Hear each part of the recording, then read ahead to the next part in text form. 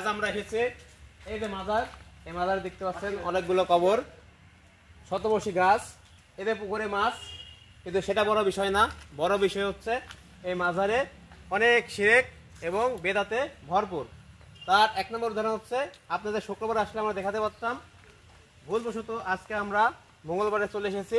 এই যে দেখাও, এই যে আঁকাগুলো আছে এগুলো মূলত এই মাজার কেন্দ্রিক মান্যতেরই অংশ।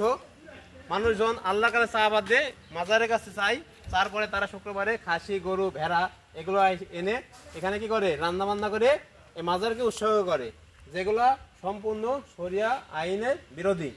এবং তারা খাওয়া দাওয়ার পরে এই যে টয়লেট দেখতে পাচ্ছেন, এই টয়লেটে তারা মলত্যাগ করে এখান থেকে চলে যায়। এখান থেকে মূলত কোনো অর্জনের কোনো কিছু নেই।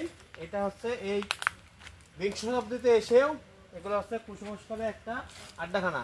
ওই যে জুম করলে দেখা, ওইখানে আছে শাহ বাগুদানের কবর। সে হয়তো আল্লাহর অলি ছিল, কিন্তু তার নাম ব্যবহার করে কিছু অসাধু লোকজন এই মাজার ব্যবসাকে পুঁজি করে রমরমা ব্যবসা লিপ্ত আছে।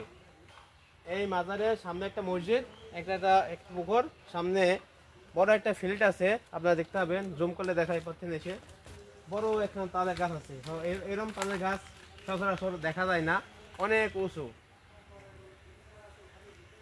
প্রিয় দর্শক, আজ এ পর্যন্তই। কোনো একদিন আপনাদের